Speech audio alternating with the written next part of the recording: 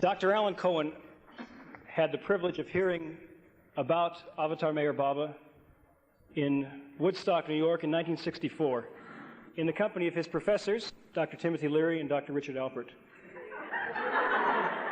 He was, at that time, 3 years into a PhD degree in psychology, which he completed 2 years later. In 1965, early 1966, Allan became devoted in a single-pointed way to Avatar Meher Baba, joined the group Sufism Reoriented in 1967.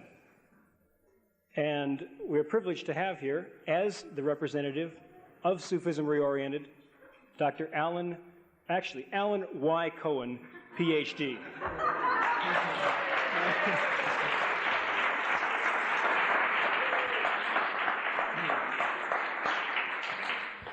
Why, thank you, Paul. Oh, you want to announce this? No. All right. Now, it is not coincidental that Paul introduced me way back when he was quite precocious, 10 years ago. Yes, a little tad kind of walking around. He and Blanche Jones, our entertainment directors, managed to disrupt the Church of Religious Science summer camp and youth service and transform, with me being delighted to be there at the time, a deep spiritual longing into a focus on the Avatar. And see what happened. I can't win them all right? No, it's wonderful to be down here. This is my first visit to the what seems now to be inevitably annual and famous International Silence Day retreat. It's really wonderful. And I know that all of you have already been delighted at your opportunities to interact with some of the great jewels in his avatar crown who have been called from all over the world. We've got the best part of the Karachi group right here. I mean, they're going to the group meeting tonight in Karachi. No one's there. Really wonderful people. And all the way from London via Myrtle Beach, Miss Kitty, who is increasingly coming out of the closet and talking. Magnificent talks so far. Magnificent. Kitty did a wonderful job. Adi and Rhoda. It's been beautiful. And, of course, Phyllis, who is now a prophet in her own land, of course.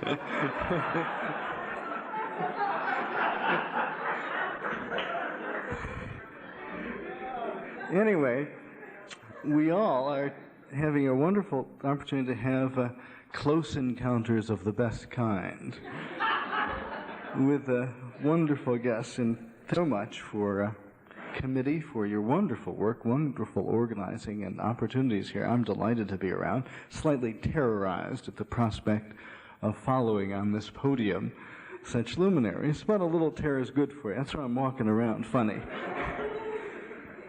I do. I've never been the representative from Sufism Reoriented before. It's like, Karachi, Myrtle Beach, India, Sufism Reoriented. It's like being the ambassador from Mars or something like that. In any event, our Northern California contingent is in good attendance this weekend. Yes, let's hear it from Northern California. All right.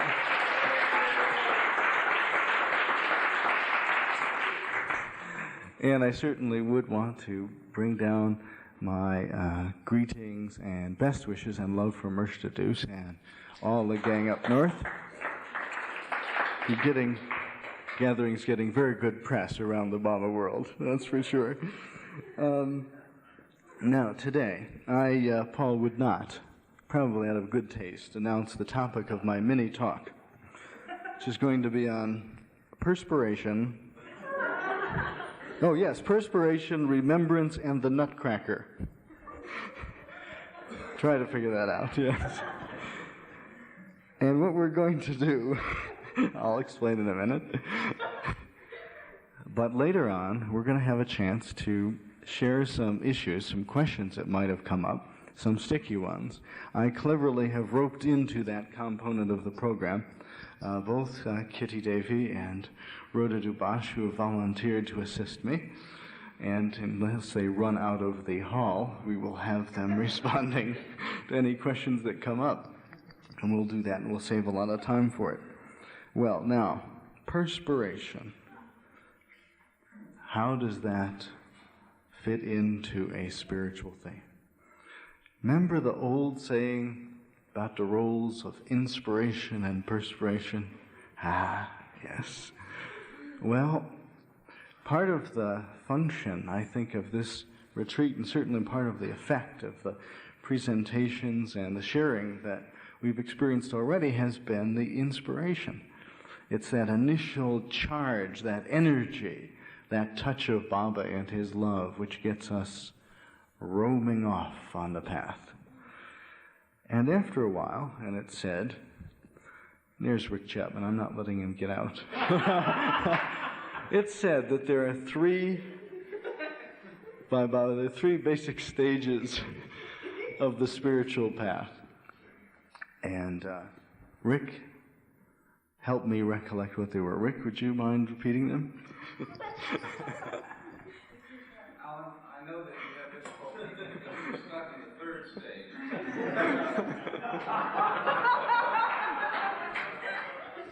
But the first stage is the favorite stage, isn't it? The honeymoon stage, excitement, enthusiasm. Then the second stage is the stage that is disappointment and despair, and the one that Baba said is the one you're all in when he was talking to his disciples, and the one that you'll be in from now until you become realized, which is the third stage. Are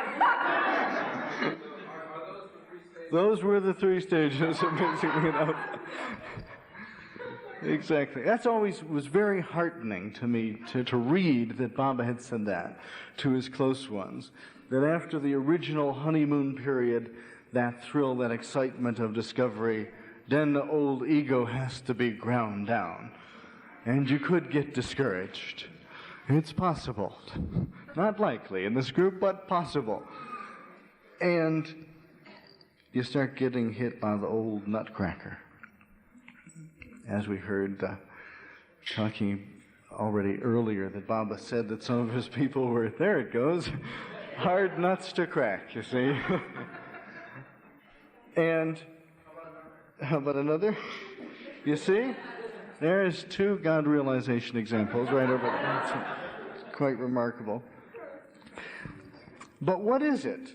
What is this process that bridges the gap between what Baba tells us is the goal and that knowledge and that certainty and that belief and that thrill of knowing that the avatar is here and has been here and that we've all been touched by it, and then going day by day, week by week, out in that world? There seems to be a difference in the quality of life. From Pilgrim Pines to the sunny shores of California and the West. And the wonderful thing I think about Baba, one of the wonderful things, is that he allows the highest method, if you will, the highest pursuit of the spiritual aspirant to be done in everyday life. And Kitty has given us much already today on how to transform that everyday life into spiritual progress. How to bridge that gap. Now, that question had always fascinated me way back in the beginning. Yes. I mean, I was dumb enough to think that I couldn't follow Baba because he was the avatar. And I was just doing, just trying to meditate here and there and attending a group here and there. Took me a year to figure out you didn't have to be on the sixth plane to approach him. But it's amazing. He doesn't give any any rules for any spiritual development for anyone to come to him. This is wonderful. You can be as crummy as you want, and you can join up. Why should he care? As Kitty said, from his point of view, us is he, or him, or one. And he sees the reality. He sees that really inside we're really God. It is difficult for us to see that. Actually, even to imagine it on occasions. So I will share some thoughts and some quotes of Baba about the potential at least, hardcore, up against the wall technique that Baba has given and that Kitty hinted at already today, very strongly, that can be applied, no matter what, no matter where, no matter when. I was thinking, what is the feeling, what is the emotion that occurs when Baba starts grinding away at the false self? Huh? Pain? Yes. Anxiety? Oh, yes. But even more, the big category is good old worry. It's wonderful. It's amazing what we can worry about. I'm very good at worrying, actually. I've practiced many years.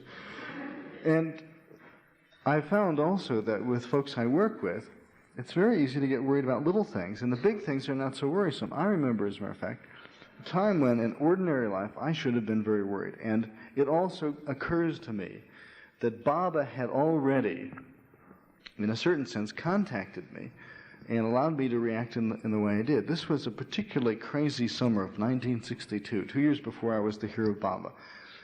I was co-piloting a plane with Richard Alpert, or now Baba Ramdas, from Boston to Zihuatanejo, Mexico.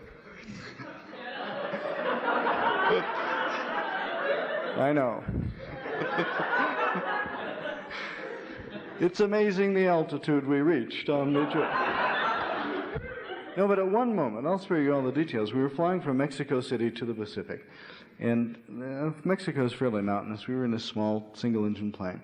And at around 11,000 feet, something gave out in the engine. And the power dropped. And so did we.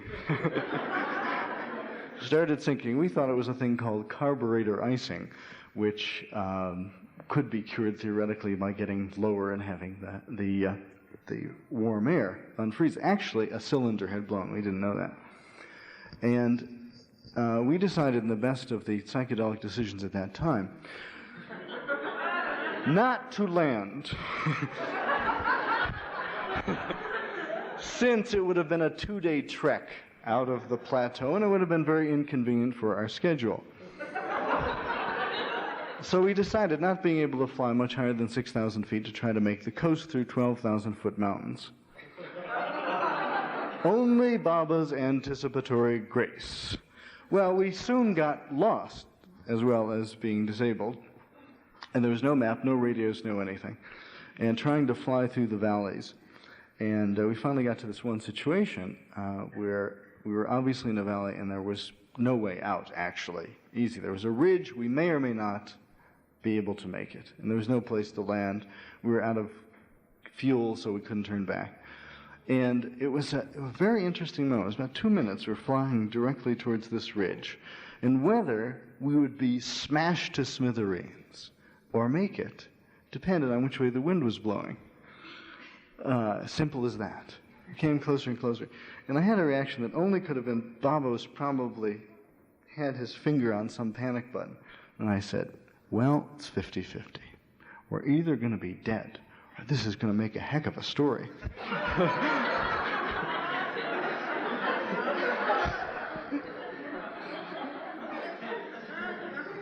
Now, there's no suspense, because we didn't crash, although we tried.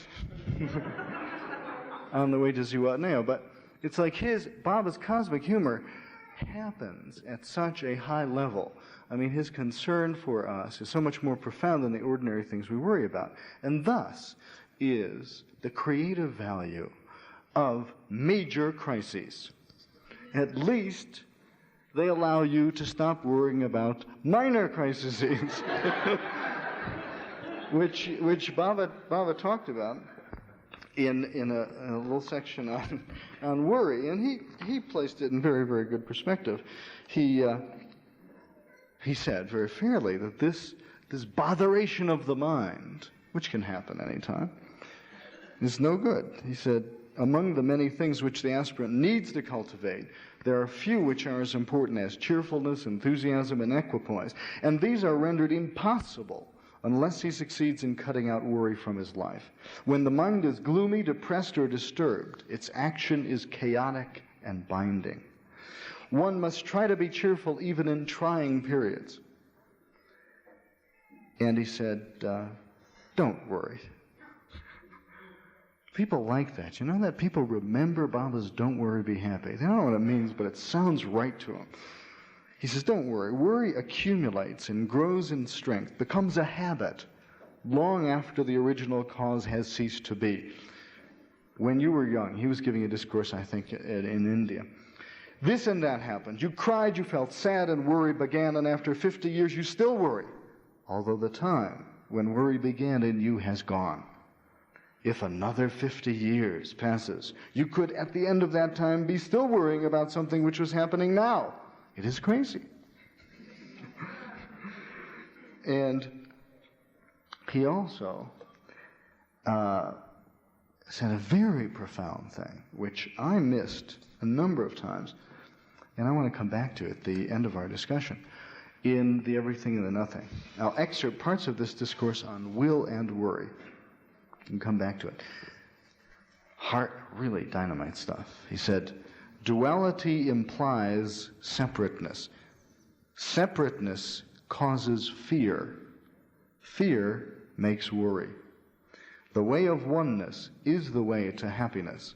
The way of manyness is the way to worry. I am the one who has no second, so I am eternally happy.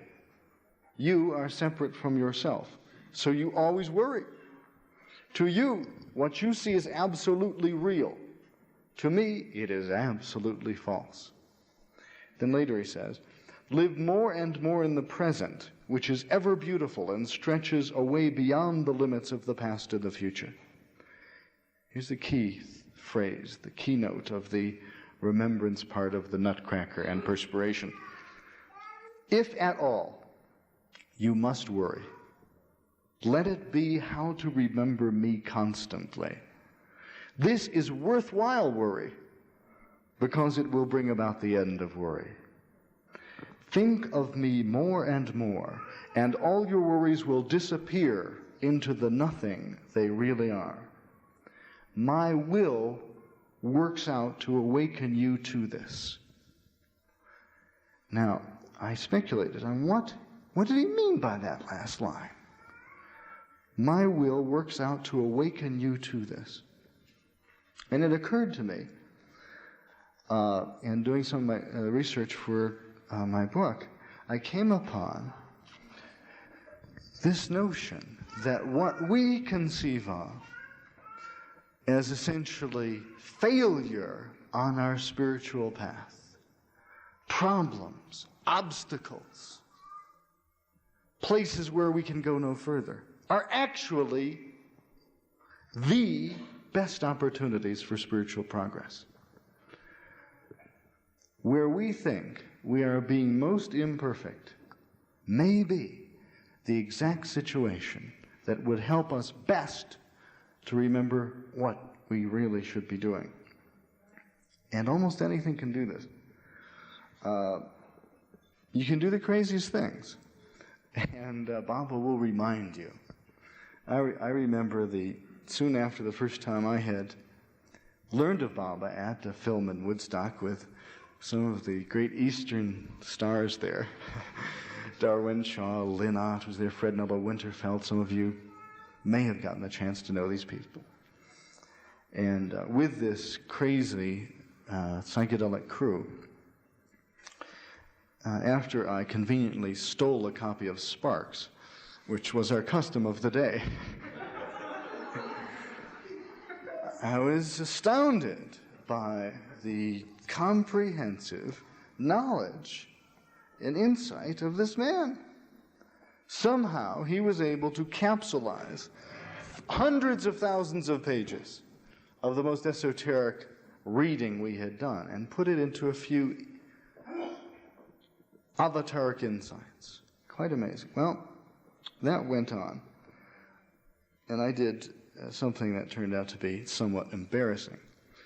But I share it especially because Kitty's here. I was in the habit of taking LSD in those days, and at one point I did that. We were out at an estate in near Millbrook, New York, where the psychedelic crew was. Took some LSD, a relatively hefty dose. Went out on a hill in a very nice summer afternoon, taking some drawing materials and also taking a copy of the then, what now would be the second volume of the Discourses.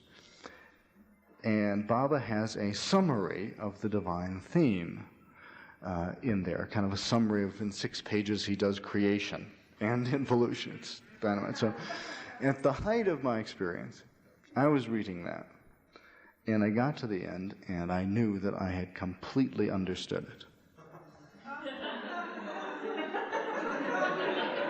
Indeed, there was no doubt that I had reached the 6th plane of consciousness. No doubt at all.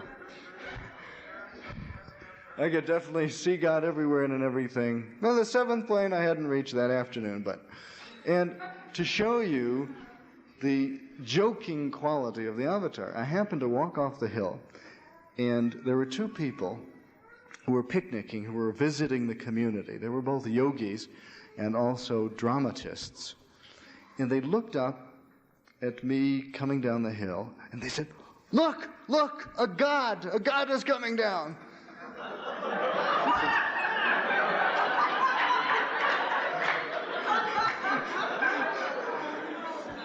I figured, and I say they were very perceptive at that point. They're saying, "Look, he glows, look." And I thought that was fine. Now, what had actually happened? I had been in the sun for 6 hours and had an incredible sunburn. And they were hallucinating slightly anyway, so, well,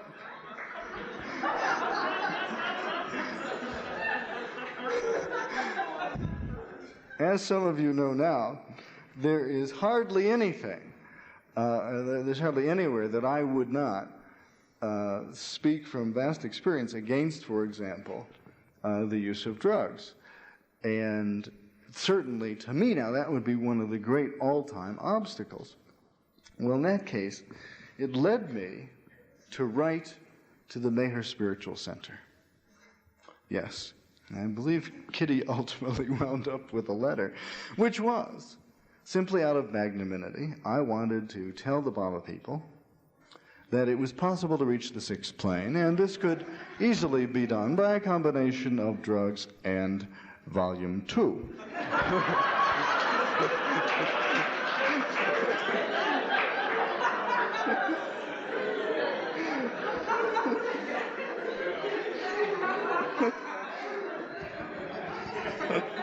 Well, fortunately, the cosmic compassion, both I'm sure on Kitty's part at the center, and later Adi Arani, and later even Baba in seclusion, managed to correct me of this notion. And I've been down on gross, sub-gross for ever since. Nonetheless, I always think back on how crazy that was, and yet how, again, certainly more often at the very beginning of our this time round paths, and then later, how some of the great stumbling blocks can lead us to a deeper appreciation of reality, to get illusion more and more behind us. But the question was again, yes, Baba says not to worry, and we intuitively know, and we've heard so eloquently from Rhoda and Adi, and from Minu, and we'll hear from Phyllis, the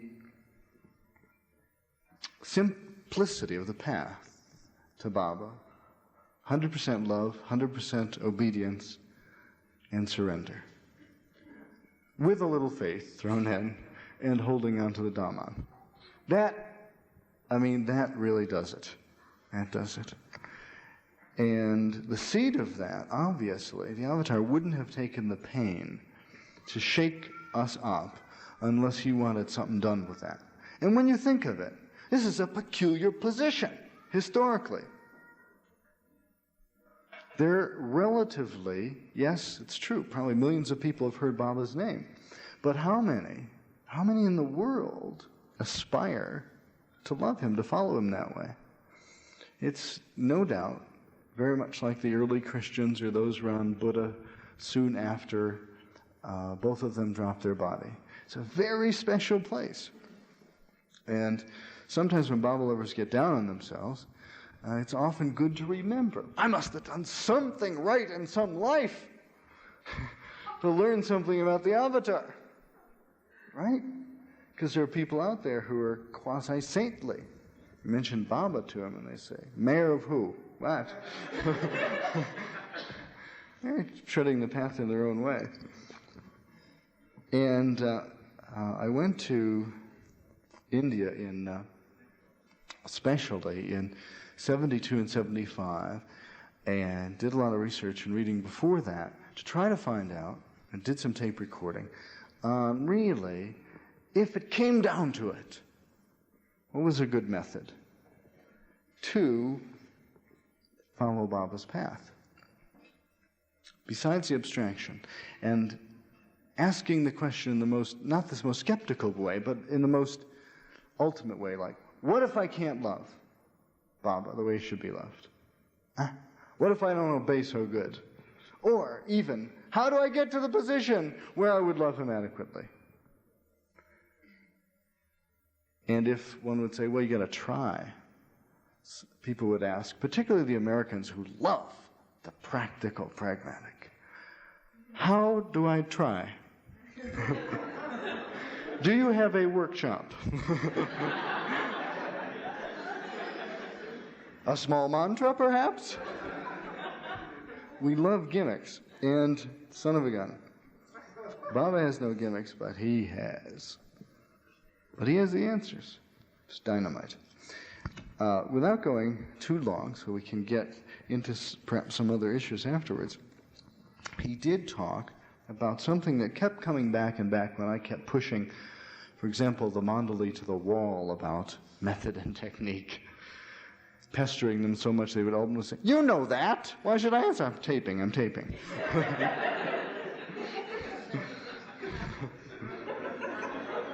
And the principle that would come back again and again would be the principle of remembrance, of specifically remembering Baba as a technique for perspiring in the aspiration, and also as the ultimate defense as your ego becomes cracked.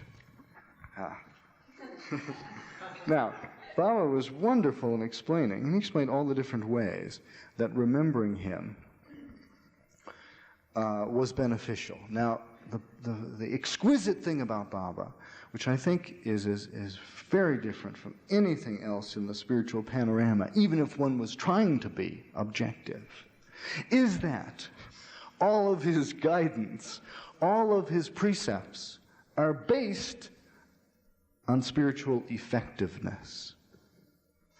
You don't find Baba wasting words about conventional morality or ethics, about doing things merely for the sake of doing things, but doing things, being loving in order to get free. And the same with remembrance. He pointed out how by remembering Baba, your consciousness identifies with perfection, how what you tend to think about produces what you are. It's a general rule. It produces what you desire. He pointed that out. He also pointed out how remembering him neutralized sanskaras. Poof, right there. There goes the sanskara, gone. Baba's name. The third thing, and we heard about you go this morning. Third is ego doesn't like Baba's name. Oh no. Can't stay separate, can it? Mm-mm. And then, remembering Baba also helps us recollect appropriate spiritual activity. As we heard that beautiful injunction that Kitty quoted from Baba about pleasing him, this is the kind of thing. He once said, for example, therefore when you feel angry or have lustful thoughts, remember Baba at once. And he says, but it is not child's play to remember me constantly during your moments of excitement. He says, think of me more and more, and all your worries will disappear into that nothing. Now, the other thing, and again, we heard that theme already at this retreat.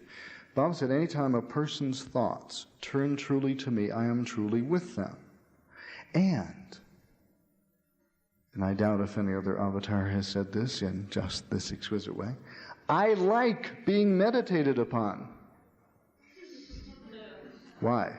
Well, most people, well, he needs affection, thoughtfulness. No, not this avatar. I like being meditated upon because then I help directly. Yes, building a channel to Baba. And then also, of course, service to others. It is a great service to be thinking of Baba, to be remembering, to try to keep him in your presence. It literally affects other people. That energy is contagious. And it's very powerful. And of course, Baba said once, the remedy for all ills is to remember me constantly and wholeheartedly. You will come to remember me wholeheartedly as you remember yourself less and less. And he would say, think of me. Try to think of me if you cannot. The personal aspect of God, the personal aspect of the God-man, comes in here extremely handy as a focus for consciousness. That was always the problem, wasn't it, with the impersonal God. I mean, impersonal God has no problems. Don't take it that way. But people are trying to catch hold of the infinite aspect of God, the non-personal. It's very difficult to get a hold of. Impossible to meditate upon. Or you can try. It doesn't work terribly well. And somehow difficult. And yet Baba has given us the convenience, the irreplaceable convenience of the form of his incarnation and of his name. That can be remembered. Instead of God. Oh, God. One's instinct is very good, right? It's people saying, they're not unbelieving. Oh, God. And that's but that's the spirit. That's the spirit. The remembrance of Baba. Francis Brabazon.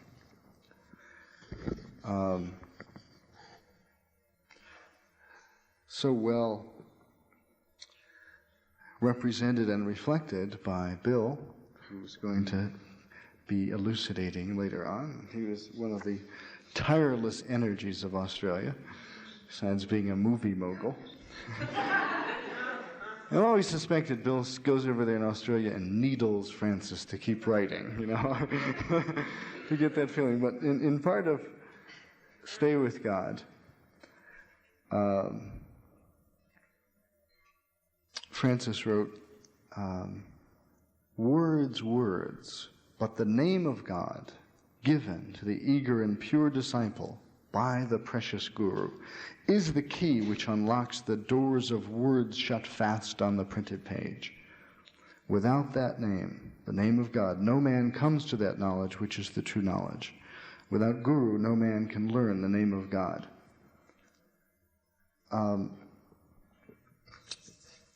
Now, the neat thing is, and this I wanted to tie it in.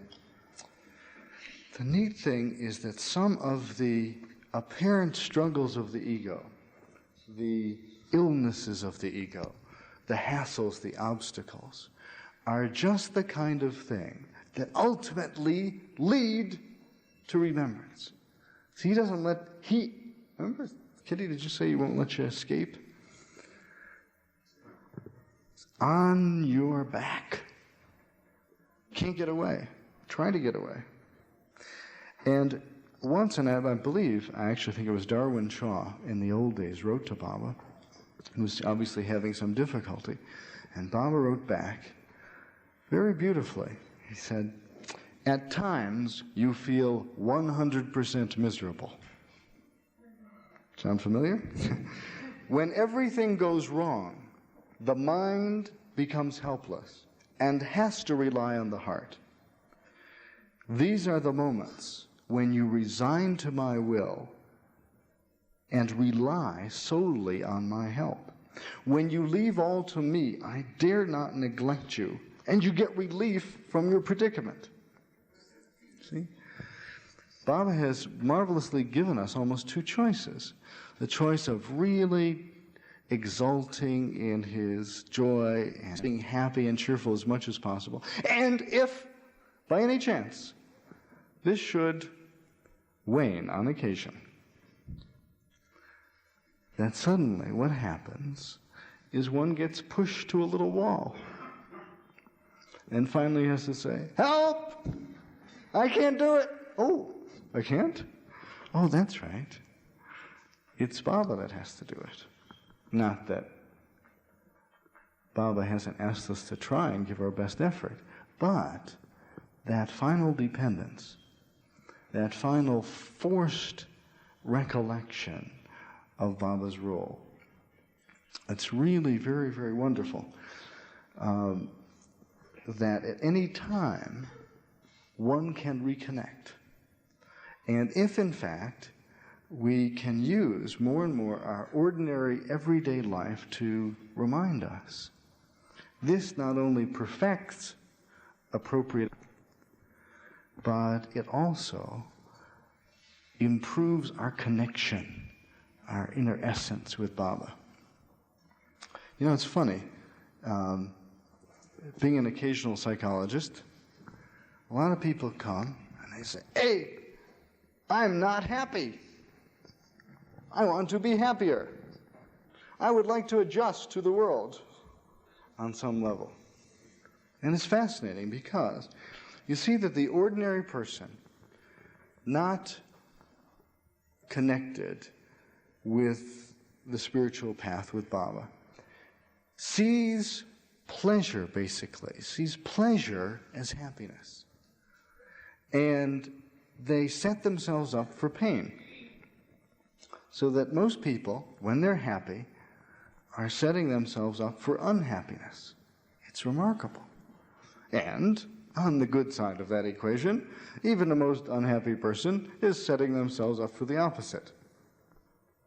Because they are opposites, they're duality. And the fascinating thing that I see as an opportunity in Baba lovers in a whole new dimension is that there's a deeper level of satisfaction than ordinary mood. Most people feel that their state is equal to their mood.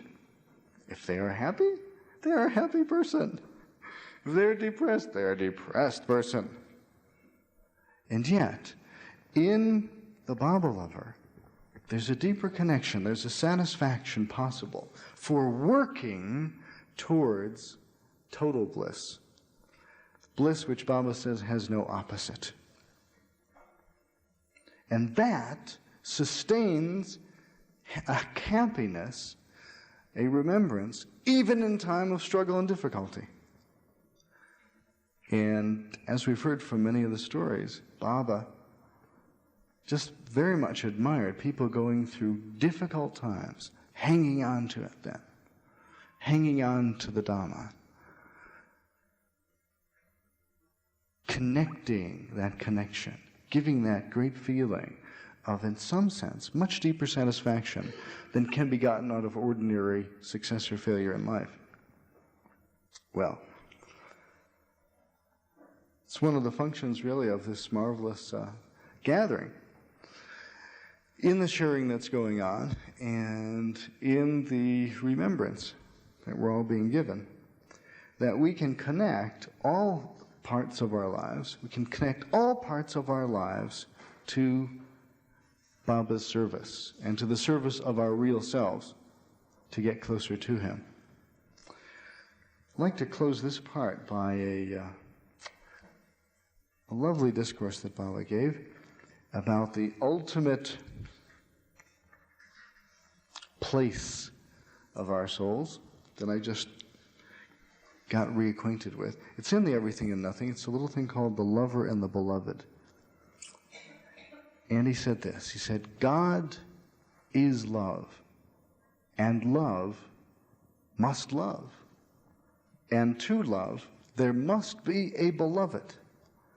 But since God is existence infinite and eternal, there is no one for him to love but himself. And in order to love himself, he must imagine himself as the beloved, whom he as the lover imagines he loves. Beloved and lover implies separation, and separation creates longing, and longing causes search. And the more intense the search, the greater the separation, and the more terrible the longing. When longing is met, separation is complete, and the purpose of separation, which was that love might experience itself as lover and beloved, is fulfilled, and union follows. And when union is attained, the lover knows that he himself was all along the beloved whom he loved and desired union with, and that all the impossible situations that he overcame were obstacles which he himself had placed in the path to himself. To attain union is so impossibly difficult because it is impossible to become what you already are. Union is nothing other than knowledge of oneself as the only one.